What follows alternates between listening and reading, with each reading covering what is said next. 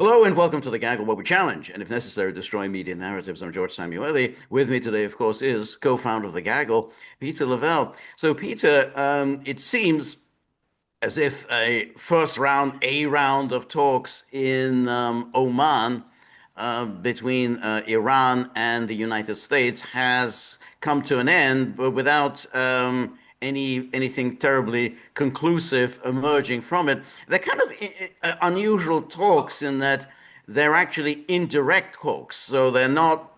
The Iranian delegation and the U.S. delegation are not actually sitting in the same room across the table. So Oman is acting as the mediator. So, the Iranians outline their views to the Omani Well, mediator in the US and so on. So it's actually quite cumbersome. It's yeah. not a very quick way of discussing things. Well, we like to bring levity to this podcast, but I can well imagine that the Iranians are asking their hosts, what do they want now? Right, right, Why are they here? right, right. I mean, we already, this was last season. Why are is this a reshoot? Are we doing this again?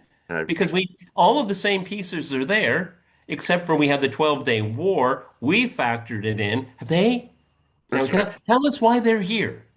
Well, that's very true, and it's also very unclear as to what the parameters for the talks are, because Iran says, well, we'll talk about the nuclear issue. Now, the United States, at least, I mean, Trump says, oh, no nuclear weapons. That's pretty much all Trump has said, is what his goal is. Marco Rubio, however, has not said that that's the only goal. Marco Rubio has explicitly said, "Oh yeah, we got to address other things, like the ballistic missiles. We've got to address, yeah, all your proxies in the Middle East." So And it's how you treat your people. and how you treat your people, exactly. So this becomes very difficult because then, well, what are the talks about? I mean, if you haven't even outlined an agenda for the talks, then what's the point of the talks? Now, in the meantime, you have obviously the continuing threats from the United States to hit Iran, and coinciding with that, we have the various media stories that help to fuel the drive to hitting Iran. In other words, the whole purpose of which is, during the run up to the Iraq War, was to gin up the threat posed by Iraq. So now it's to gin up the threat posed by Iran. So if you look at the recent stories, and here we have the see. Let me if you look at the most recent stories, that then you can see that particularly the always on hand, namely the New York Times, is peddling the story about, well, Iran's probably up to no good. That's usually how it goes. So Yeah, well, they perfected that line of thinking back in 1979. I remember it. Yeah, keep going. that's right. But here, for instance, here's Trump issuing his usual threats. He's saying, well, U.S. Secretary of State Marco Rubio confirmed that the Trump administration wants negotiations to focus not only on Iran's nuclear program, but also on the range of their ballistic missiles, their sponsorship of their terrorist organizations across the region, and the treatment of their own people. So it's Well, quite I a mean, full agenda that the Americans have in yeah, mind. but is this the American agenda? Let's take a look at this. So, Iran's nuclear ballistic missiles threaten the United States? Yeah. Oh, no, no. Mm-hmm. Their sponsorship of terrorist organizations across the region, these self-determination, self-defense organizations. Oh, no, no, these people are against Israel. Oh, okay, okay. Oh, and the treatment of their own people. Well, maybe you should deal with Minnesota, okay? This is all an Israeli agenda. This is not an American agenda. That's exactly right. That's absolutely right. And That's exactly right. And here is U.S. and Iran talks brought back from the brink after the White House relents on move to Oman, Go and then back, here. I'm sorry, can you go back, Yeah. please? Yeah. Okay. Okay, this is the typical Guardian. Okay, U.S. Iran talks brought back from the brink. Well, who brought us to the brink? Yeah, exactly.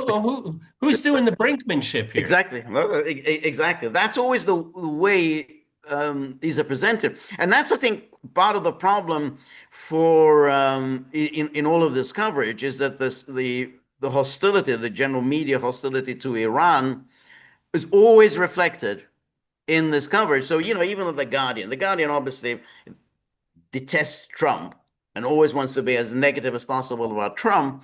But when it comes to Iran, they somehow purport to be even-handed. Well, it's, both sides are kind of threatening one another. So apparently Iran is threatening the United States, and therefore the United States has to think about retaliating against this Iranian threat. Yeah, you bring up a really good point here because all of these outlets detest Donald Trump. And when Donald Trump saber rattles, oh, well, he's acting presidential for a change, okay? But when he isn't, this is Trump derangement syndrome because they want a certain policy outcome and Trump is not doing what they want. And Right. usually American presidents do. That's why the New York Times liked Biden, liked Obama. Oh, they adored Obama. That's Okay. right. Obama walked on water for the New York Times. That's right. Okay. That's right. That's right. That's exactly right. And so here we have Rubio, and where it says that because here they have Arachi says nuclear talks with the United States are scheduled to be held in Muscat on about 10 a.m. Friday. But then you have Rubio. They quote Rubio in the next paragraph. And so, we thought we had an established forum and so on. And then he added, at the end of the day, the United States is prepared to engage and has always been prepared to engage with Iran.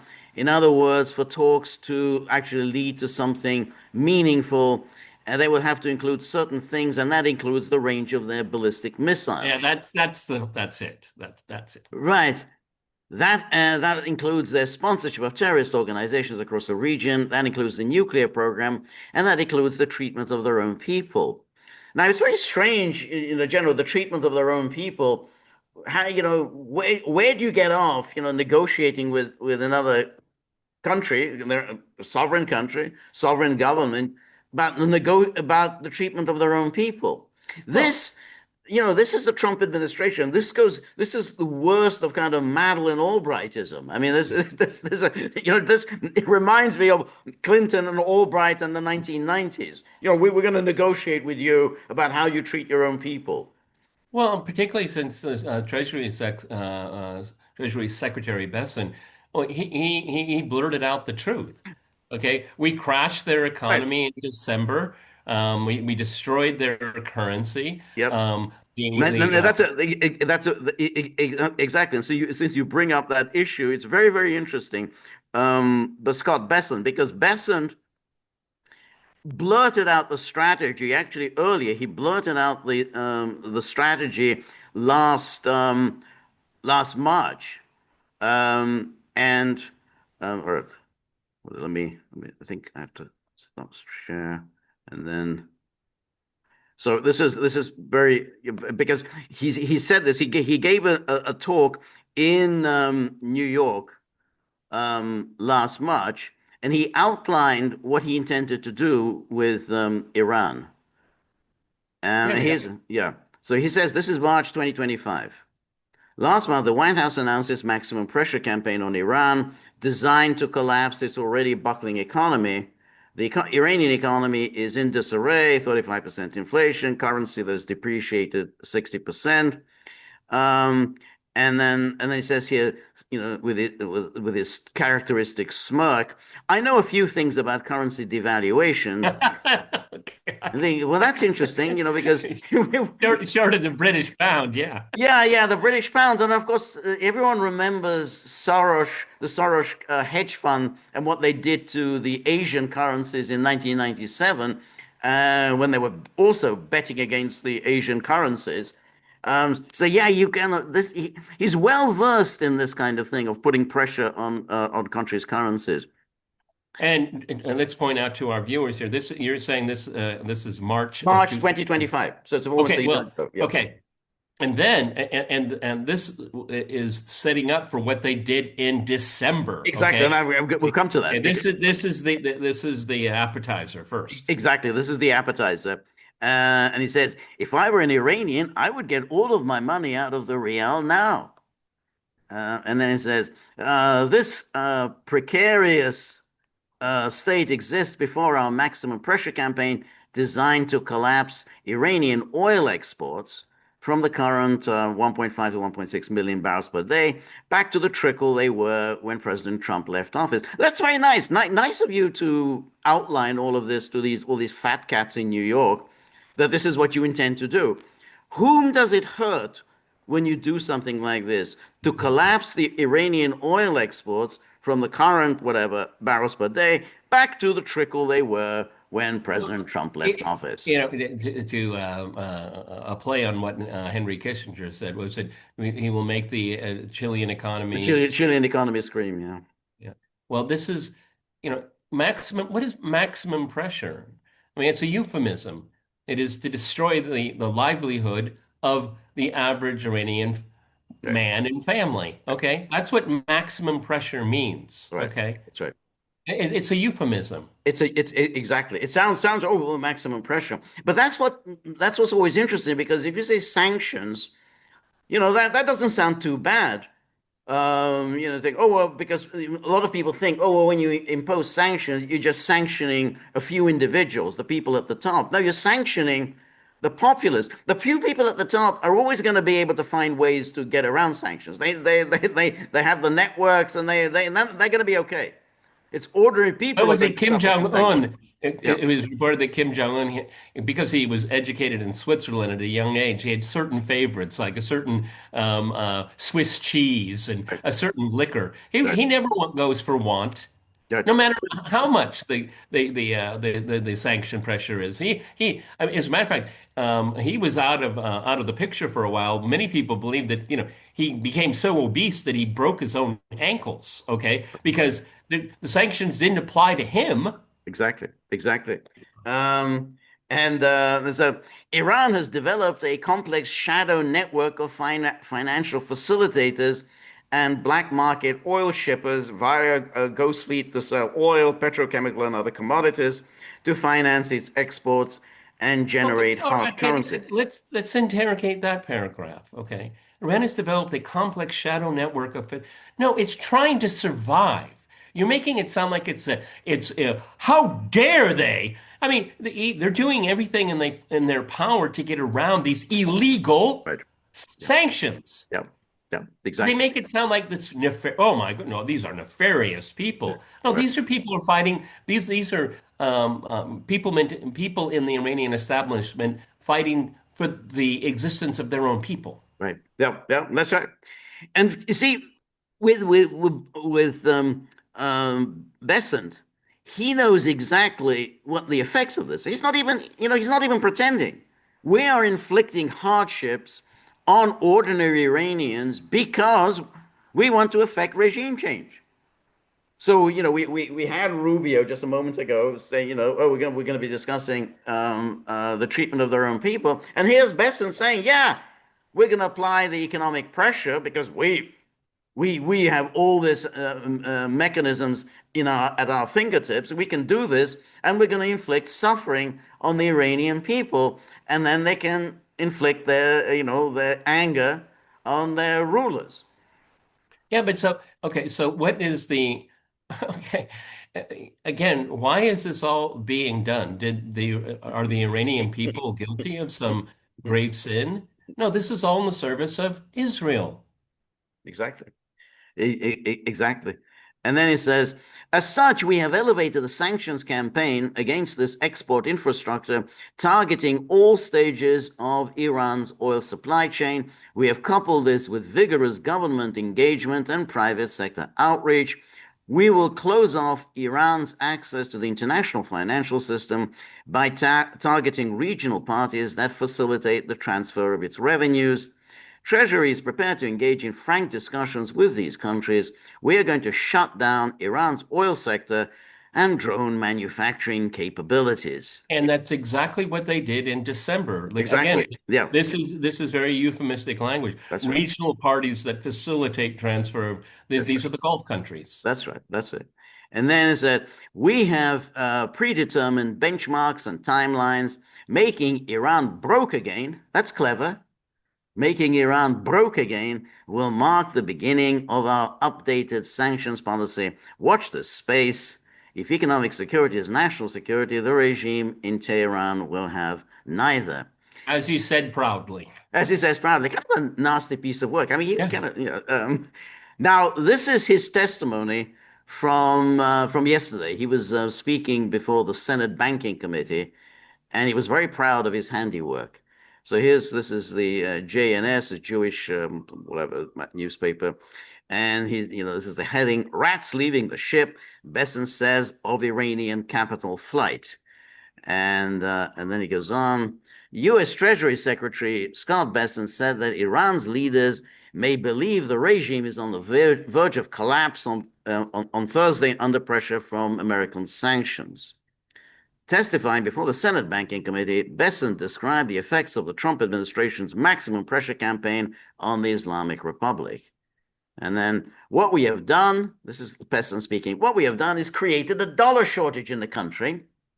It came to a swift and I would say grand culmination in December when one of the largest banks in Iran went under. There was a run on the bank.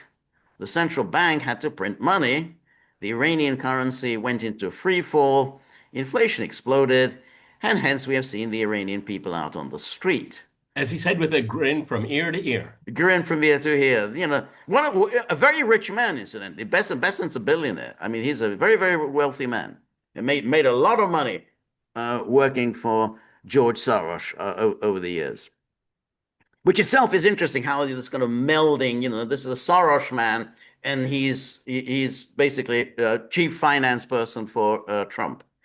Yeah, and isn't it really interesting is that this is a reflection of this type of um, businessman or Right, entrepreneur.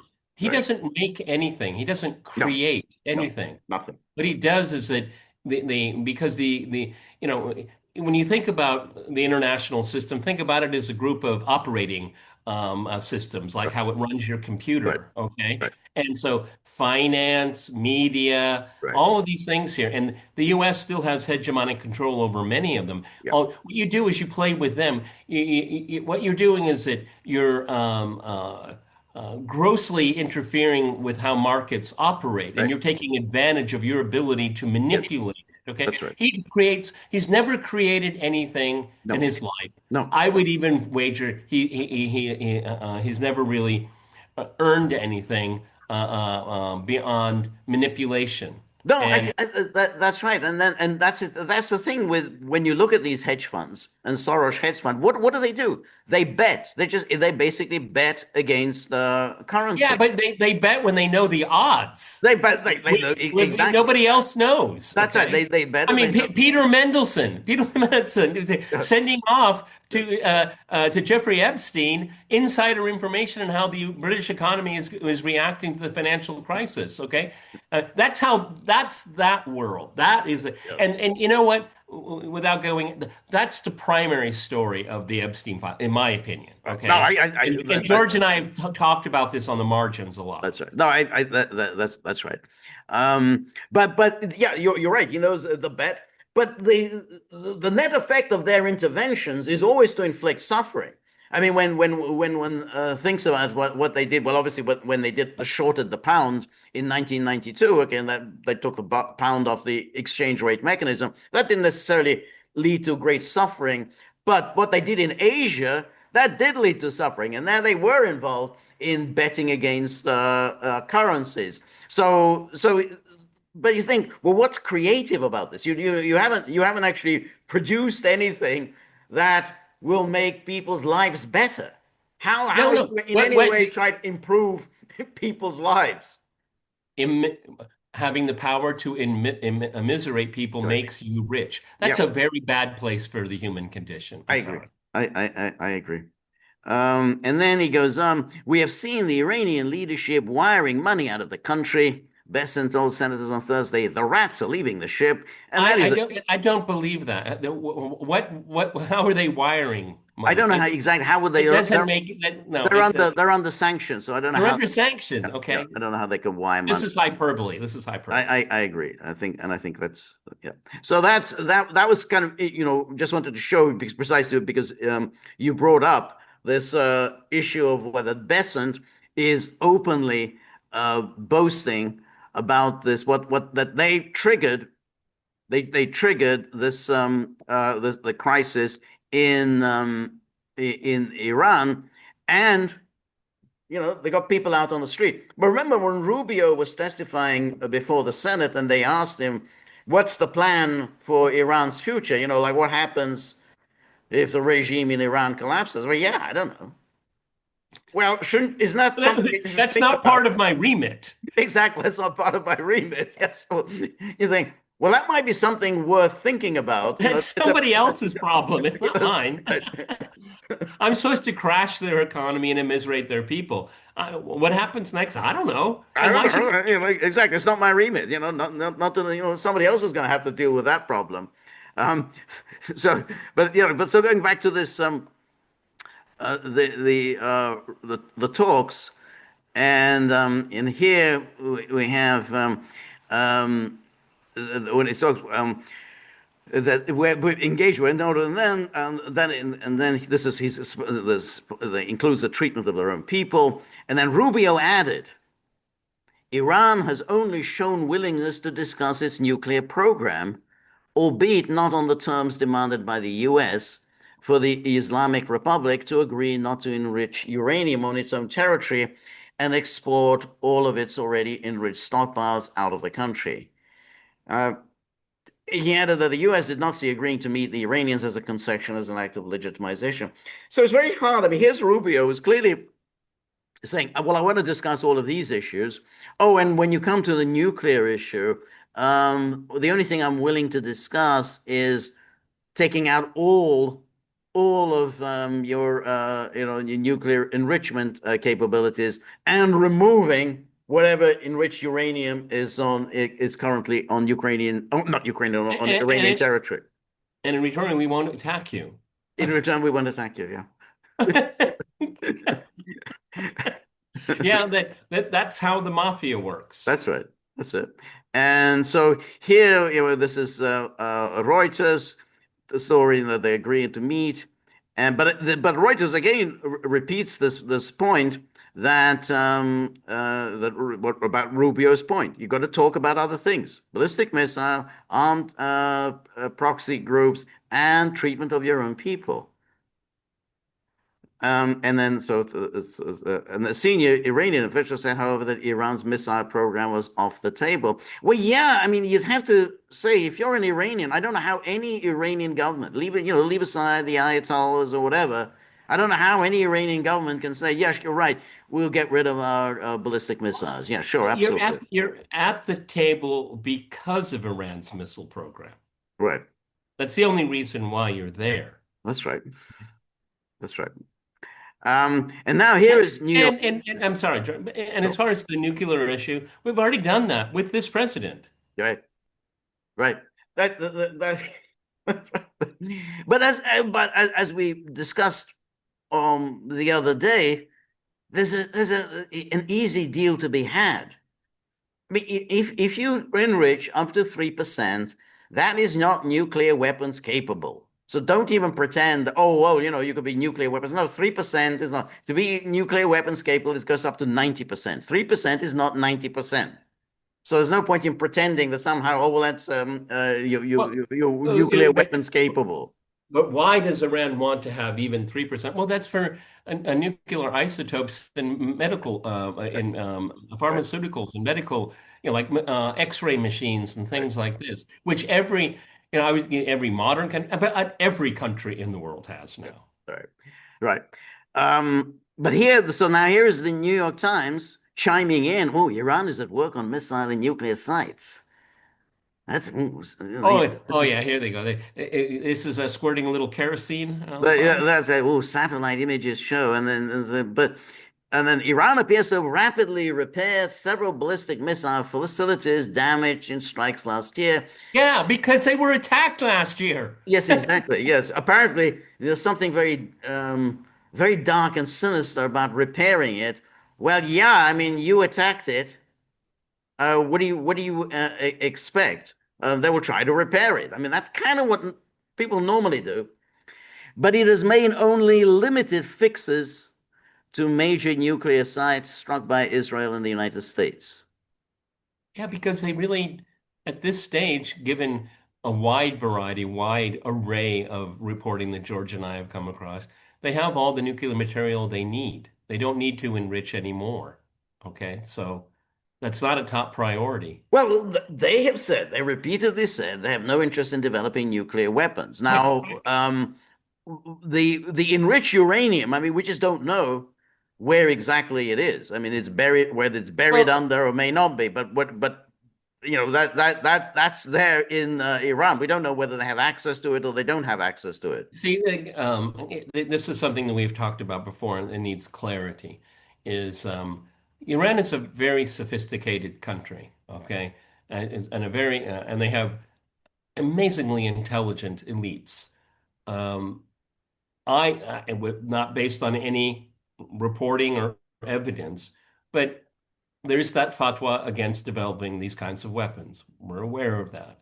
But I don't think the fatwa covers it covers up to a breakout. I think that Iran now has everything it needs. It's the delivery vehicle. Creating a bomb for Iran is not hard at all, okay? Delivery, well, that's the ballistic missiles. They've got a pretty good handle on that. And so this is what the Israelis are worried about because we don't know how close to breakout, but they are very, very close, if not there already. And I personally think they should build one as soon as possible. Mm. Okay. Right. Um, Yeah, no, I think it's right. However, I mean, if you make that argument, that of course adds will to the yeah, that right. will Yeah. guarantee an attack on Iran. I mean, if that is indeed the case that they're close to a breakout, that But George, guarantees attack. but so either you're attacked or you surrender. That's why these negotiations are kabuki theater. Right. Well, yeah. Now the problem, however, is that an attack is likely to be quite harsh and quite painful. We don't know, how much Iran can retaliate. I mean, we can speculate. However, if I were an Iranian leader, I'd be very wary of taking my chances against the United States. The Yeah, United but States George, is overwhelming. That is an overwhelming military power. I wouldn't bet on my getting the better of a fight with the United States. I think it's a no-win situation for Iran. I really do. Okay. The calculation, I think, and this is really grim, is yeah, they can get whacked really hard, really hard. And what happened in the 12-day war would be small potatoes in comparison to what could Mm. possibly happen. But what kind of damage can they Well, that's right. Oh, there you inflict? go. And that's it. What kind Yeah, of damage exactly. can they inflict? That's an open question. That's right. But going by the Iranian leaders, I think the Iranian leaders are very cautious, and Mhm. I have my doubts that they're going to take their chances. Again, I mean, I agree with you that they're in a no-win situation. On the other hand, um, if I were an Iranian leader, I would absolutely go out of my way not to get into a missile exchange with the United States. Yeah, but You're gonna George, get that's when you get really hit. yeah, but see, the dilemma here is that if you do show flexibility and you show a flexibility in the sense of making concessions, then you're perceived as weak, and that makes you even more of a target. Right. No, that's very true. I mean, all there's there's arguments on both sides. You can absolutely say that if that you should stand up, fight against the United States.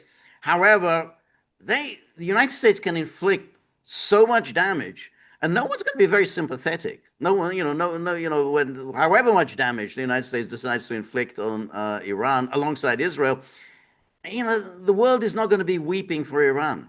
It's just that there just isn't, a chorus of supporters around the world that are going to be weeping for Iran. If the damage will be overwhelming, and I think that's another calculation. It's not like anyone's going to jump in and say, "Well, we need to help Iran out." It's not going to happen. Well, they're getting help, but it won't be. They're getting help from Russia and China, but it's not. They're not going to enter the conflict. Then it's a very They small won't. amount of help. I just, I, you know, Well, I mean, it look, makes sense. taking out those Starlight facilities, that was a pretty amazing move here.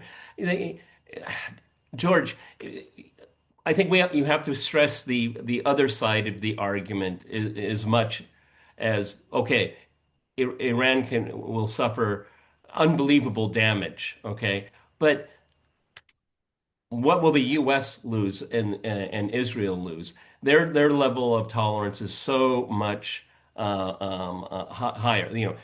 Destruction of an aircraft carrier, for If example, does or it does it well, that's a real question. no. Does But Iran? what I'm just saying. Okay, look. Okay, I'm going to make up some numbers here. Okay, um, Iran in the first day loses 30,000 people, and in the same time period, the United States loses 300. Is that a cost Donald Trump is willing to pay? No, I don't think he is. But then the question arises: does Iran have the capability to inflict those kinds of casualties on the United States? Well, And I there's have no my doubts. shortage. There's no shortage of targets. Okay, Well, for there's no Iran. short, yeah, but that's still, yes, they can, Yeah, okay, George, don't, is don't, this a game of chicken? right. Yeah, no, I think I mean, it is, because but there's which no symmetry. okay, but that actually that's what makes this very difficult because um, there are so many unknowns. Um, is Iran willing to take the punishment for what they can inflict upon their enemies?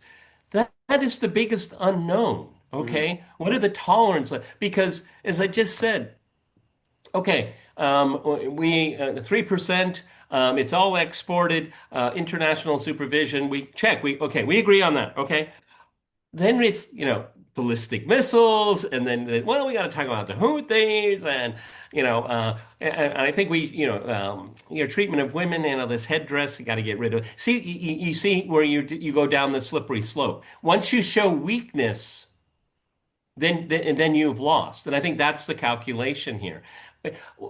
Put differently, George, no matter how we do it, it looks like it's going to end in a catastrophe. I agree. It is. I mean, it's it's. I mean, we're talking about what the sensible No, stop policy being should be. sensible. Yeah, No, no, no, no. Don't be there's nothing, sensible. no, there's nothing sensible about this. Um, I think my view would still be that Iran really and I think Iran's leaders would want to go the extra mile to avoid getting into any kind They of are. They a are. confrontation. I They are. think the calculation that somehow they're going to be able to inflict serious damage to the United States. I have my doubts about that. Maybe they can do it, but I have my doubts that they can do significant in comparison with what the United States can do to them. I mean, Yeah, it's but just I mean, there's no comparison. I mean, Iran. Not only has it been under sanction all these years, but it's a much smaller, much weaker. I mean, it's still basically a kind of an impoverished country. yeah. The notion it can get into some sort of an exchange with the United States and hope to come out with with any kind of even a moral win. I just think that that's very Yeah, but I unlikely. mean, what it makes this such an impoverished situation is that what is the United States willing to do for Israel? See, Yeah, that's for me. That's disgusting. Okay, yeah, well, I don't see why the United States is obliged right. to protect a regional Yeah, bully. no, well, Okay, I think that's a and, absolute. and and Donald Trump, are you willing to lose one American soldier or airman to protect Israel? I think you are. Okay, and there will be consequences for that. Yeah, yeah, yeah. No, I think that certainly is a Okay, good point. George. So what are these talks about? Is it because the Iran and the Americans say we went the extra mile, we went the extra mile. Both can make that claim. Hmm. It's a very good point, and that's why this whole crisis is so strange. How it suddenly has Yeah, why? blown up, without really any antecedent events leading to it. So it's like, well, why are we suddenly back to where we were last June? You said that you had accomplished what you wanted to accomplish. You ended their nuclear program. You said that. Now suddenly you've got a whole bunch of other issues, and you're threatening to use force on a whole bunch of other issues which you hadn't raised before. I mean, it's because still Trump is now talking about nuclear weapons. So why is suddenly you bringing up all sorts of other things? Well, and that's why the Iranians rightfully are thinking, well, there is no antecedent here. There's no predicate for this. You just want to destroy us. Right. That's what we want to do. Yeah. Okay. Right. No. And Yeah. well, and one thing is for sure. I mean, you know, George and I are, for me, this is a geopolitical, great power politics exercise. That's what. Do I have an enormous love and affection for Iran? No, I don't. Okay, I don't know enough about the country and its people. Okay, but this is we're trying to forensically trying to understand Trump's foreign policy. And so from the Iranian perspective, this is to be or not to be. This is existential. For the United States, is it ever existential? No, of course No, it isn't. no, of course it Um, isn't. no, that is the case. Um, the one aspect of it which I think is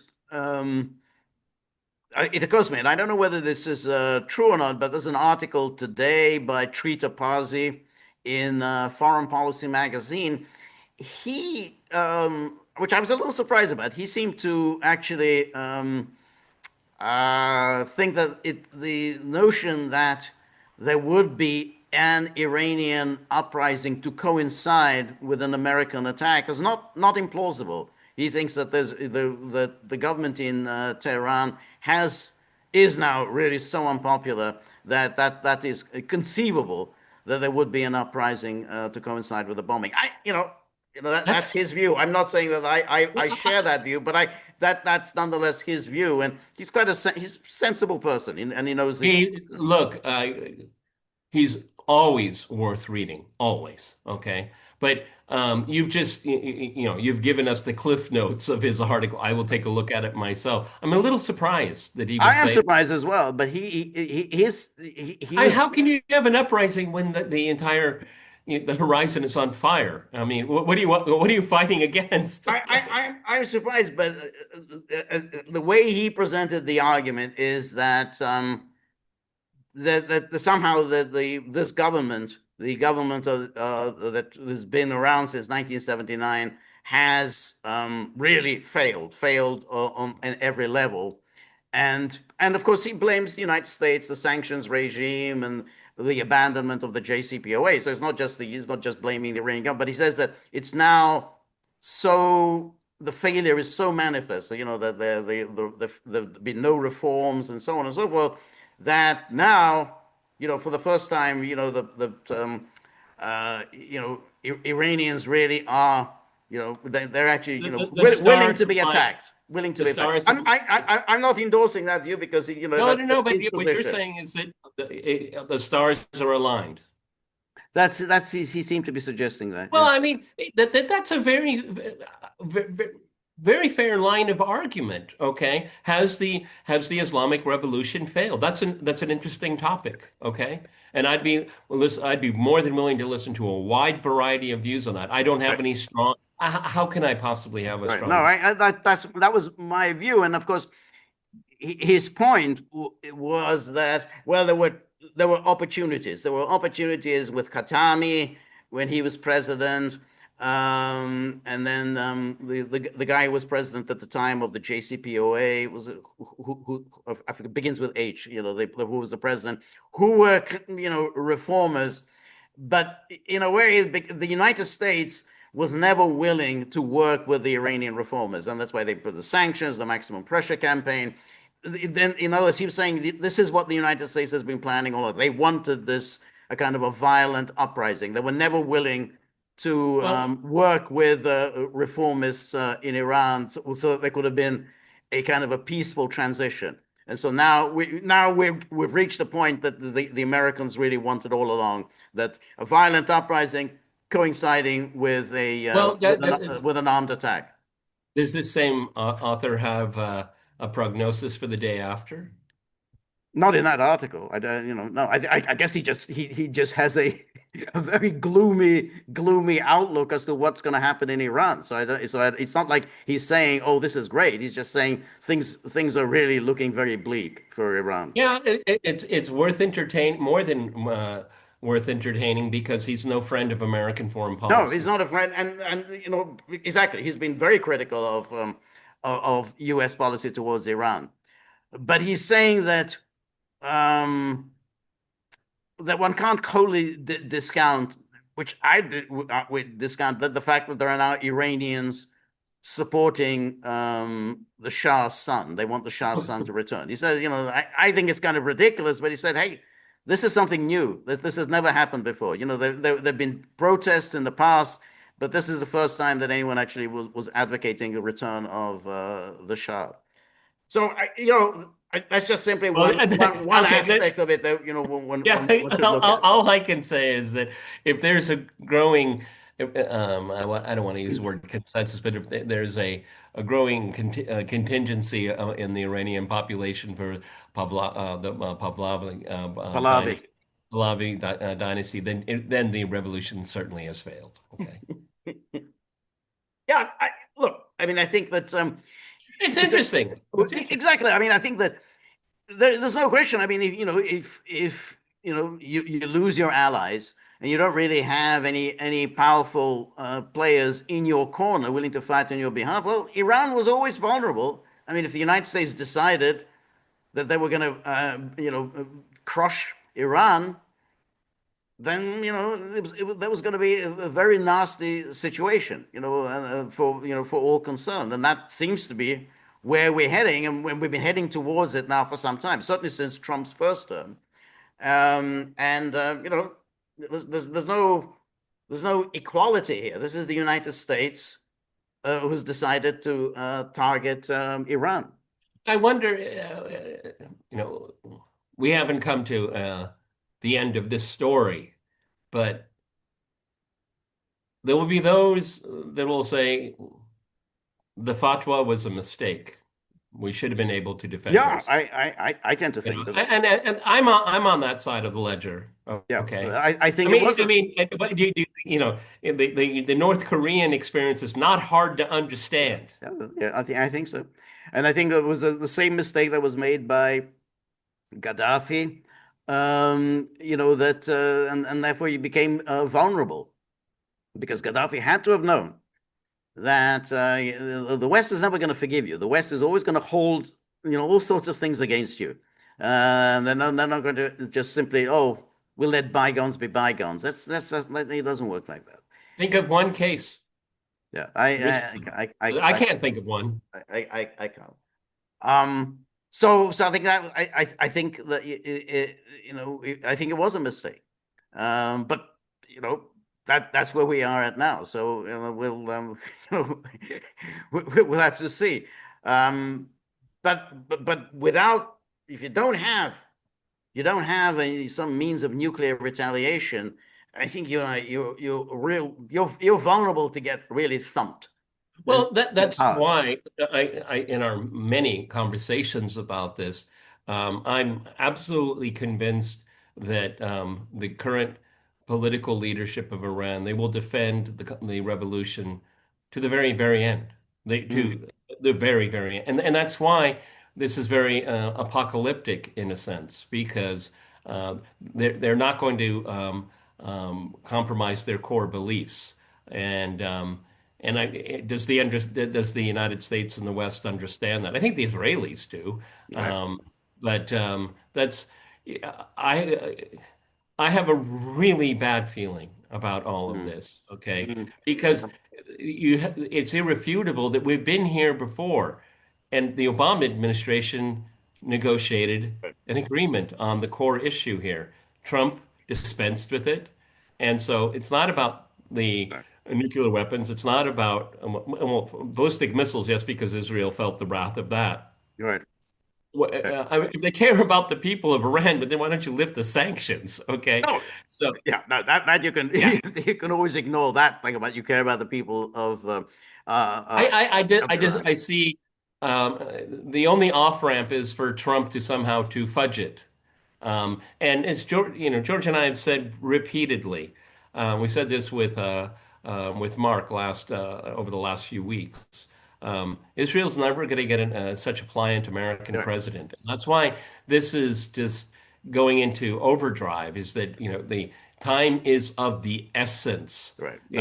Solve all problems all at once, and Israel's been pretty good at doing that, Right. No, I think that frankly. I think that's that is the calculation. It's all it, and it's seems to be the calculation that Trump generally seems to be making. Hey, I'm going to make a huge geopolitical statement during my second term. Going to get rid of the Cuban communist government, and I'm going to get rid of the Ayatollahs in Iran. So you can see that he might want to go down this path. The the the downside, I think, for Trump, and I think the one that you pointed out a moment ago, is well, what kind of casualties are you taking? It's all very well saying, yeah, we'll do regime change as long as you don't suffer any casualties yourself. That's fine. Yeah, you can go ahead and do that. If you start suffering casualties, then the real questions that are going to be asked, because hey, the Democrats are always going to pounce on Trump's ill thought out policy. However much they hate Iran, they still say, hey, this is completely ill thought out or whatever. And then, of course, his base is not going to be happy. This isn't quite what you promised us.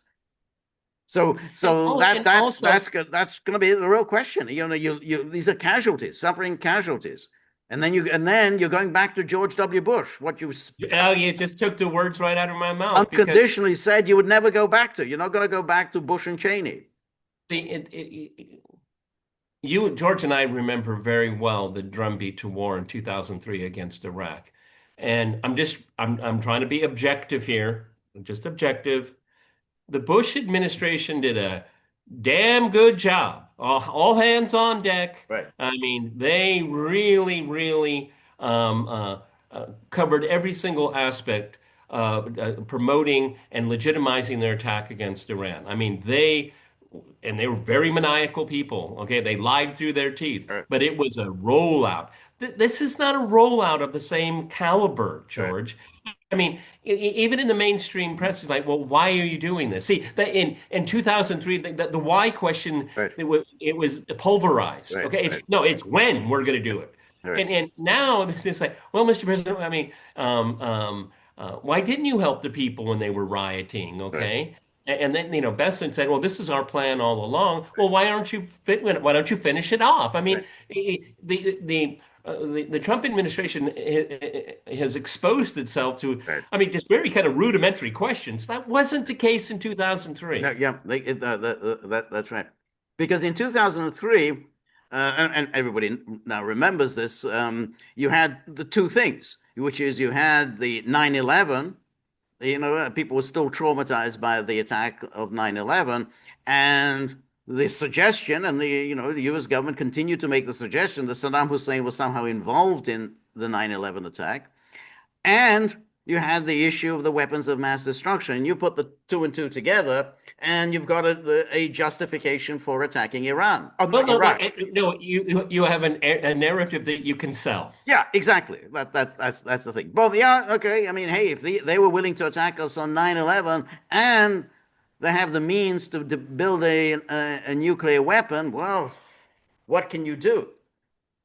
But you don't have that in this case, and that's you have the that issue, which is, well, Iran's only a problem for Israel, and you can start bringing up all sorts of stuff from the past, about the hostages and so on, but no one remembers that. I mean, at least Oh, we do. yeah, we do, but the younger generation, this is already a long time ago. I mean, this is already 45 years ago, so you already have to be a person of middle age, so to say, Yes, and who can remember the hostage crisis. Iran was behind the blowing up the Marines in Beirut. Okay, and again, I remember that. George remembers that, but Right, that's going to be news to a lot of people. right. That's right.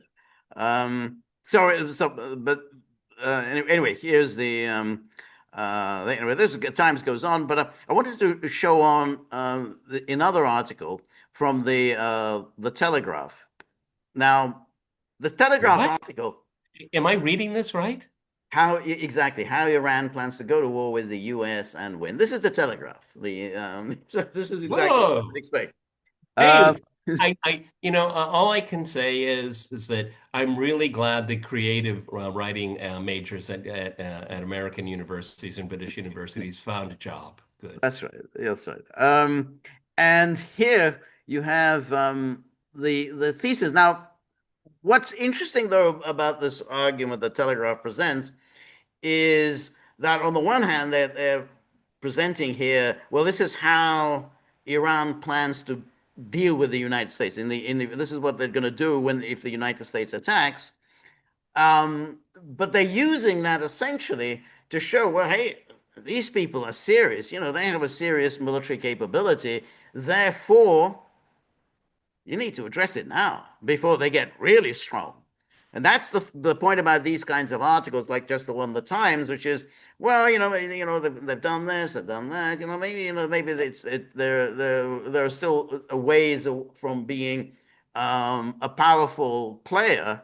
But is that what you want? You want to wait until they become a powerful player? So this is the time to make your move. So here is it says Iran has revealed its vision for war with the United States, detailing how it would overcome the world's most powerful military and hold the global economy to ransom. That's them's powerful words. Given that they're actually, they're the one that are being threatened with attack. Iran hasn't said we're planning on attacking the United States. That's our program. And so Yeah, if and all through January, we said it on this podcast on my program. We're just waiting for the American attack on Iran, not the other way around. no, exactly. In a detailed battle plan published by Tasnim, the news agency affiliated with the Islamic Revolutionary Guard Corps, Iran's leadership envisages strikes on U.S. bases, new fronts opened up by proxy allies, cyber warfare, and the paralysis of the global oil trade. Middle Eastern geography would win out against American technology, Iran insists. And then stage one, U.S. strikes Iran. Iran's scenario begins with U.S. air and missile strikes targeting nuclear sites, military installations, and IRGC bases, most of which are located in densely populated areas. U.S. forces would likely launch attacks from aircraft carriers, including the Abraham Lincoln, and strategic bombers flying from home or European bases, and possibly land-based systems in allied countries. That would be the U.S. strike. And then American strike packages would entail stealth aircraft, precision-guided munitions, coordinated salvos designed to overwhelm Iranian air defenses while minimizing U.S. aircraft losses. And then there's technological advances in hypersonic weapons, electronic warfare would give U.S. significant advantages.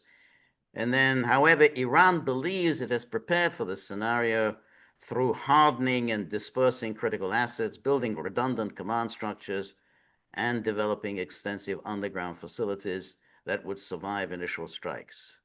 Tehran's calculus depends not on preventing damage, but on retaining sufficient capability to launch counterattacks. And then stage two, Iran strikes back. Iran's response would immediately expand the battlefield beyond its borders. Within hours, Tehran would launch barrages of ballistic missiles and drones at U.S. military installations across the region. Primary targets would obviously include the Al Udeid Air Base in Qatar, which holds U.S. Central Command's forward headquarters and serves as the main operations hub. And then in Kuwait, the Ali Al Salem Air Base and Camp Arif Jan, a major logistics center for U.S. ground forces, would come under attack, while facilities across the UAE and U.S. base in Syria would also be lined up. And then they said, well, this is when they talk about this happened in the past. And the report said Iran does not see itself as an isolated island in war, but rather as the center of a potential network of confrontations. And then the Iranian strategy envisages overwhelming U.S. defenses through volume, launching hundreds of thousands of projectiles simultaneously to saturate Patriot and THAAD missile defense batteries. And then we have the drones with 50-kilo payloads, and then Haibar Shekan ballistic missiles with maneuverable warheads designed to evade missile defenses. And then but anyway, I mean, the point of it is that that's, they're saying this is the plan. And, a lot of people can put forward plans. Yeah, we'll see whether that works. But probably that something along those lines is being planned in the event of a U.S. attack. Now, whether the U.S. attack would actually be that successful, and whether the retaliation would be successful, that's a different issue. But yeah, I mean, something like that probably is in the cards. You know what? This keeps lurking in the back of my mind, George, is there a card that the Americans and the Israelis have up their sleeve that will shock us? Well, that's a good question. Yeah. See, I can't. I don't know how to put it. It's like I abhor war, but want it to be a fair fight. It's like army against army. Okay, military against military, intelligence versus intelligence. The Israelis will always. I'm thinking of the beeper. Right. Yeah, that's right. The beepers. Yeah. Yeah. It seems to me that's a hard card because we can go. This is being described as kind of like a hyper intense Right. conflict of attrition.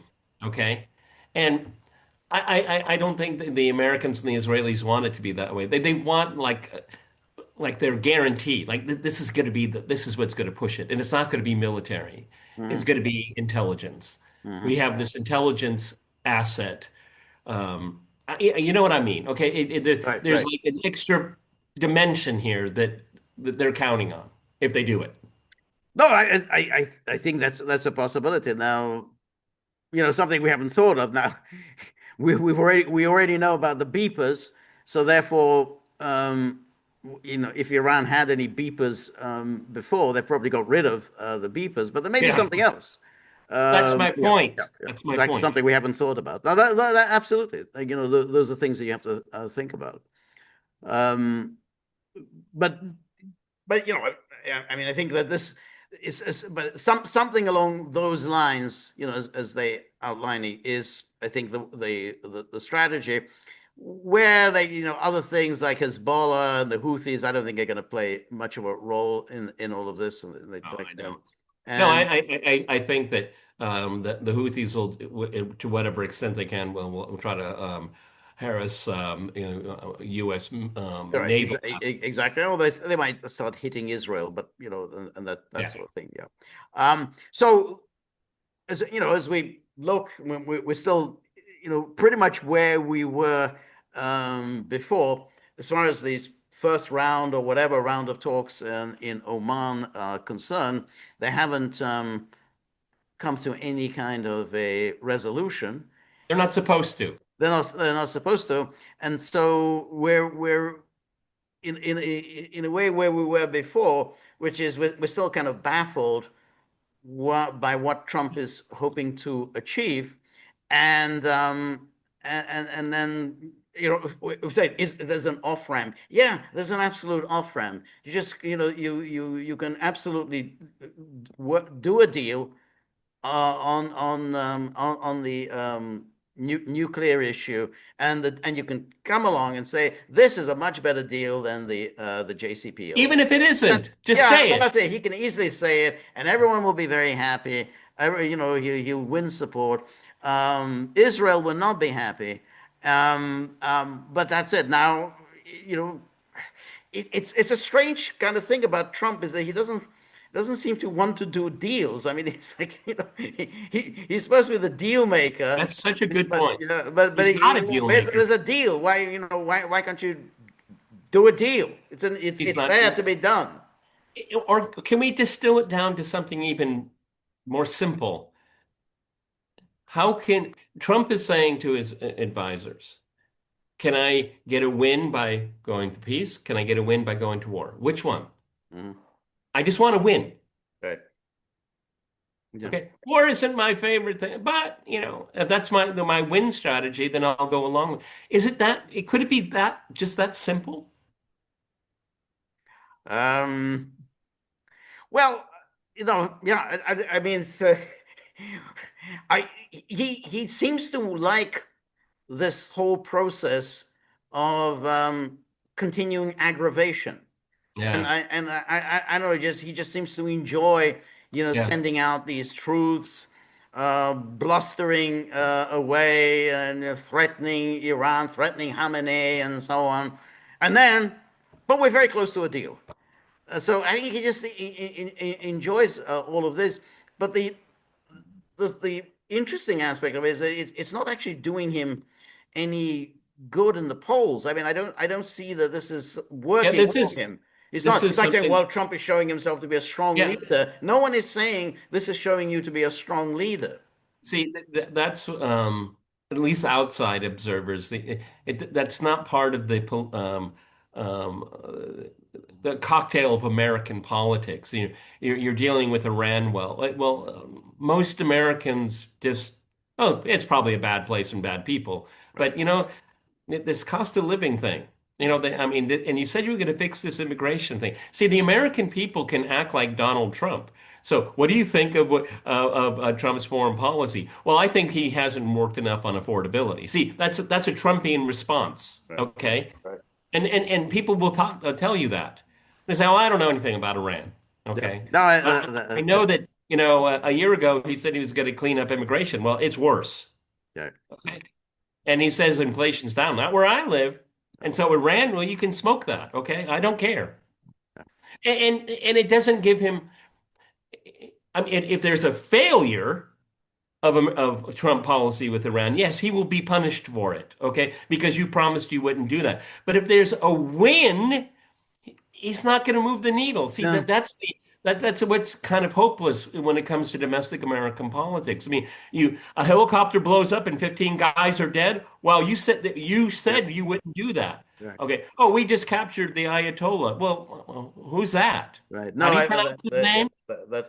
that's really that's his problem. And but if you look back on his military endeavors in the past, they always were kind of brief attacks that he calls off quickly and then declares that they were fantastic victories. So, like he bombed Syria twice during his first term, quickly over. Oh yeah, fantastic, we succeeded, everything. He assassinated Soleimani, fantastic. Killed Baghdadi, great. We captured them in the second term. We captured Maduro. So everything is really these very quick operations that he can then hail as great. And then, of course, we had the bombing, the 12-day war. We said, oh, yeah, we don't knocked out Iran's nuclear capabilities. So there's a pattern here, which is Trump does not want to get involved in any protracted conflicts. This, I mean, even if we look at as we're reading this, this is going to be protracted. This is not going to be over quickly.